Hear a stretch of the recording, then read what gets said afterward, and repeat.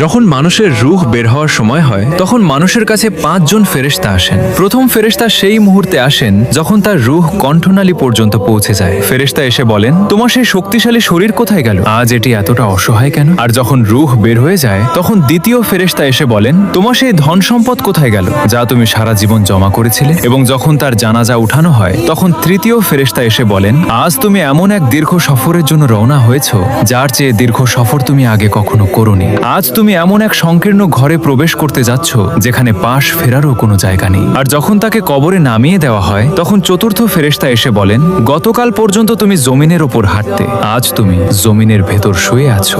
গতকাল পর্যন্ত তুমি হাসতে, আজ তুমি কাঁদছো। গতকাল পর্যন্ত সবাই তোমার সাথে ছিল, আজ তুমি একা পড়ে আছো। এবং যখন কবরে মাটি দিয়ে দেওয়া হয় আর সবাই চলে যায় তখন পঞ্চম ফেরেশতা এসে বলেন, তোমার সব আপনজন তোমাকে ছেড়ে চলে গেছে, তারা যদি থেকেও যেত তাহলেও তোমার কোনো লাভ হতো না। আজ হয় তুমি জান্নাতের সুসংবাদ পাবে, না হয় জাহান্নামের বেদনাদায়ক আযাবের মুখোমুখি হবে। আল্লাহ পাক আমাদের সবাইকে ঈমানের সাথে মৃত্যু দান করুন, আমিন। কমেন্টে আমিন লিখুন।